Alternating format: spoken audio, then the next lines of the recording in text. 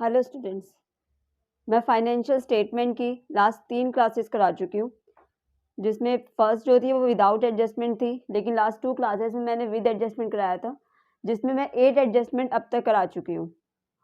पहली थी closing stock की, दूसरी थी आउटस्टैंडिंग एक्सपेंसेस की, तीसरी प्रीपेड एक्सपेंसेस, फोर्थ थी एक्रूड इनकम, फिफ्थ थी income received in advance, sixth depreciation, seventh bad debts और eighth provision for bad debts. ये 8 एडजस्टमेंट मैं आपको करा चुकी हूँ। ठीक है, आई होप आप सबको समझ में आई होगी। आज जो मैं कराऊंगी, आज मैं इसकी आगे की एडजस्टमेंट कराऊंगी, यानी 9th adjustment.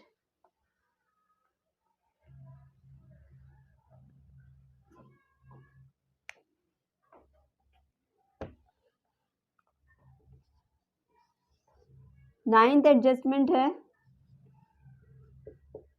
Provision for discount on debtors, यानी कि डिस्काउंट देना डेटर्स को, उसके लिए पहले से ही कुछ मनी बचाकर चलना। अब डेटर्स को डिस्काउंट कब दिया जाता है? कोई भी डेटर है या फिर अगर मैंने किसी को उधार दिया है और सामने वाला बंदा अगर ठीक तरीके से पेमेंट कर रहा है, तो नेक्स्ट टाइम मैं इसको क्या करूँगी? कुछ डिस्काउंट दे दूँगी। ठीक है, तो वही चीज़ क्या होती है? Provision for discount on debtors. अब खुद सोचो, अगर मैं अपने कस्टमर्स को डिस्काउंट दूंगी, ठीक है, डेटर हूँ, डिस्काउंट दूंगी दूसरों को, तो वो मेरे लिए क्या है? एक एक्सपेंस है या इनकम है? मेरे लिए तो एक्सपेंस है, क्योंकि मैं डिस्काउंट अलाउ कर रही हूँ, तो ये मेरे लिए क्या है? एक एक्सपेंस। तो ये कहाँ कहाँ जाएगा?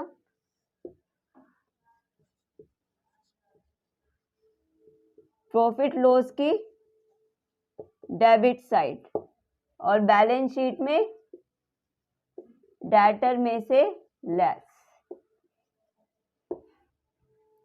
एक एग्जांपल ले लेते हैं। सपोज ट्रायल बैलेंस में आपको डेटर दे रखा है 20,000, ठीक है, और एडजस्टमेंट दे रखी है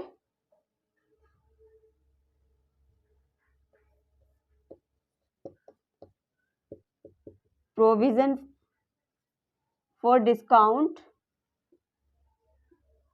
ऑन डेटर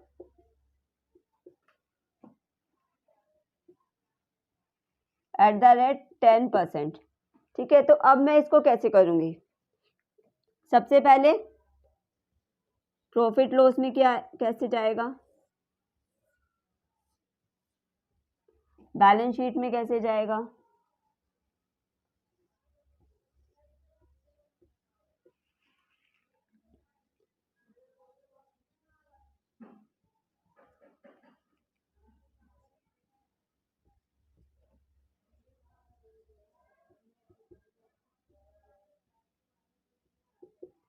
डेटर्स है, कहाँ जाते हैं? एसेट में।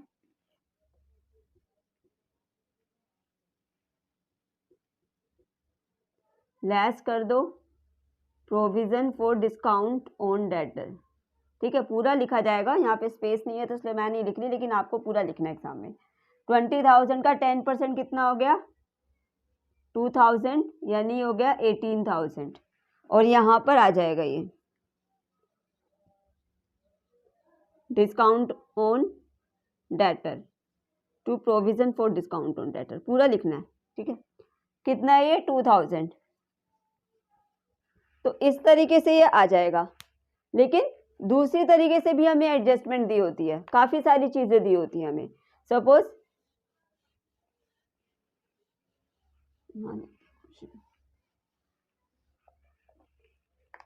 ट्रायल बैलेंस में वही सेम हमें डेटर दे रखे हैं 20,000, ठीक है, और बैड डेट्स दे रखे हैं 2,000, एडजस्टमेंट दे रखी है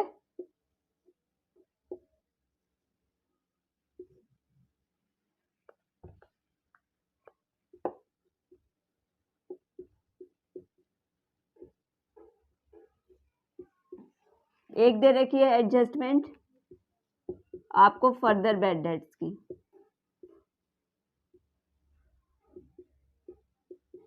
₹500। ठीक है। दूसरी दे रखी है provision for doubtful debts,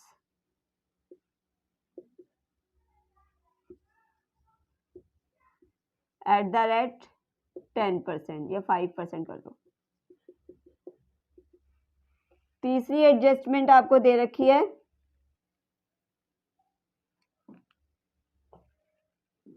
provision for discount on debtor,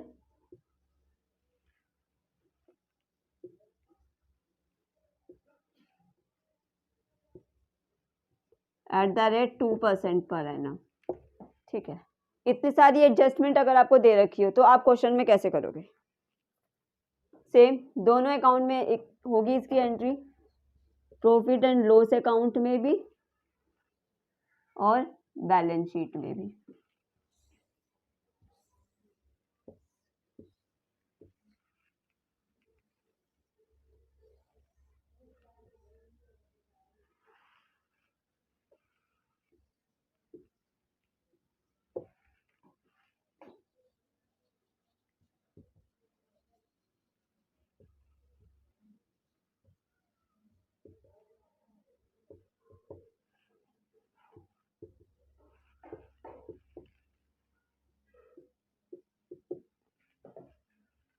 अब ये है डेटर हमारा कहाँ जाएगा?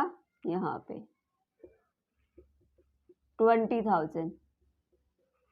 इसमें से लेस किया होता है पहले फर्दर बैड डेट्स 500, लेस होगा प्रोविजन फॉर डाउटफुल डेट्स, ये है 5%।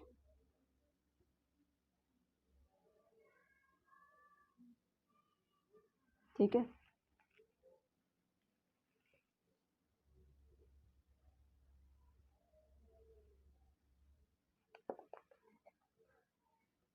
ये है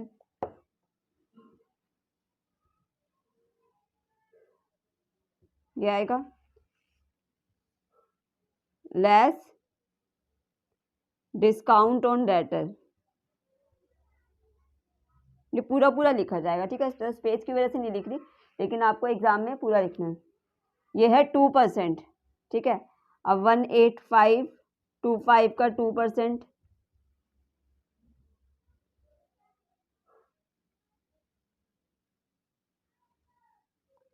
तो 370.5 आएगा, तो 371 ले लेते हैं। ठीक है। अप्रोक्सीमेशन हो गया। अब यहां पर आते हैं बैड डेट्स। बैड डेट्स कितने हैं हमारे? 2000। ऐड करेंगे फर्दर बैड डेट्स जो है 500, टोटल हो गया 2500। ऐड करेंगे प्रोविजन, प्रोविजन है हमारा 975।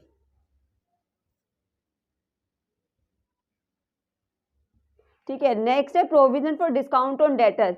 ये आपके ऊपर चॉइस है, आप चाहो तो इसे इसमें ऐड भी कर सकते हो, नहीं तो इसे अलग से भी लिख सकते हो, ऐसा कोई वो नहीं है।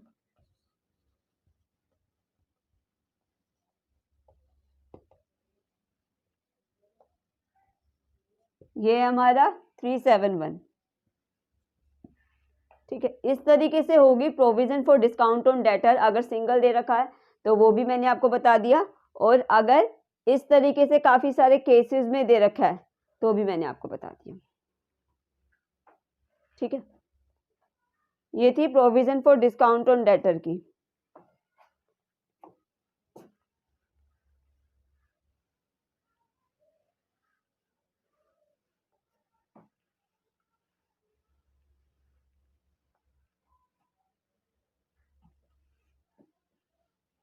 नेक्स्ट है हमारी 10th adjustment, managers commission. Managers commission जैसे मैनेजर की सैलरी होती है वैसे ही मैनेजर की कमीशन भी होती है, ठीक है। तो ये दो तरीके से निकलती है, बिफोर चार्जिंग ऑन प्रॉफिट और आफ्टर चार्जिंग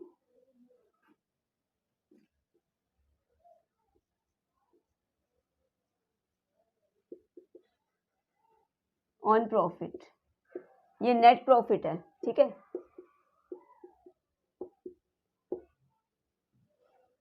अगर मैं बात करूं बिफोर चार्जिंग की, तो उस केस में मैनेजर कमीशन का फॉर्मूला होता है मैनेजर्स कमीशन नेट प्रॉफिट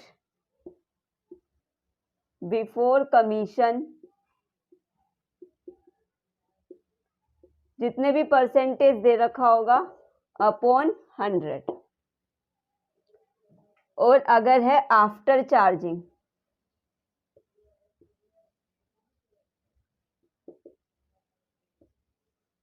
तो इसमें मैनेजर्स कमीशन होगी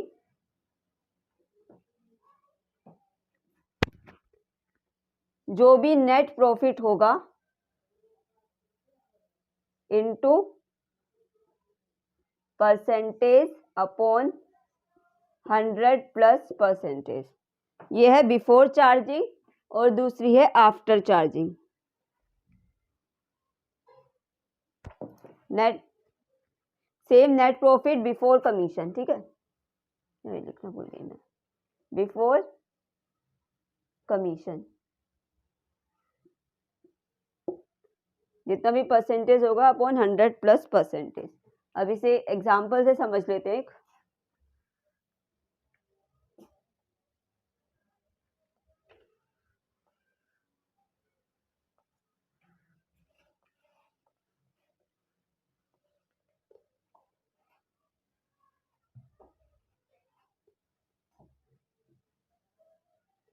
सपोज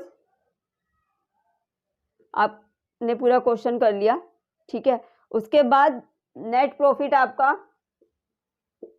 20,000 आया, ठीक है, और एडजस्टमेंट में मैनेजर्स कमीशन दे रखी है 10%, सॉरी 22,000 लेके चलो, मैनेजर्स कमीशन दे रखी है 10% पर एनम। अब इसे कैसे निकालेंगे, बिफोर चार्जिंग और आफ्टर चार्जिंग दोनों निकाल के बता देते हैं। तो मैनेजर्स कमीशन पहले निकालते हैं बिफोर चार्जिंग,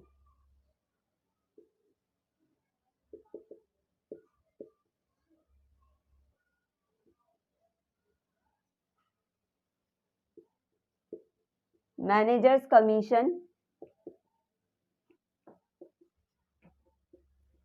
नेट प्रॉफिट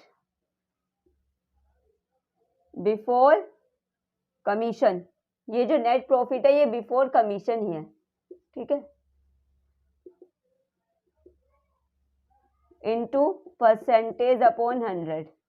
ये दे रखा है हमें 22,000 और 10 अपॉन 100, यानी कि ये क्या आ गया 2200, ठीक है। अगर मैं बोलूं आफ्टर चार्जिंग, अब मैं इसे आफ्टर चार्जिंग कर दूं, आफ्टर चार्जिंग का क्या फॉर्मूला होता है 100 प्लस परसेंटेज, यानी कि ये तो हो गया 22,000, परसेंटेज कितना है 10, 100 प्लस 10, 22,000 100 अपॉन 110, यानी कि मैनेजर्स कमीशन क्या आ गई 2000। इस तरीके से हम मैनेजर कमीशन को निकालते हैं। लेकिन अगर किसी किसी क्वेश्चन में नेट लॉस भी आ जाता है, किसी केस में क्या होता है नेट प्रॉफिट नहीं निकलता, नेट लॉस निकलता है। तो अगर नेट लॉस निकला है आपका और मैनेजर्स कमीशन की एडजस्टमेंट दे रखी है तो वो एडजस्टमेंट नहीं होगी। नेट लॉस के केस में मैनेजर को कमीशन नहीं मिलती, ठीक है। अब ये आएगी कहाँ कहाँ,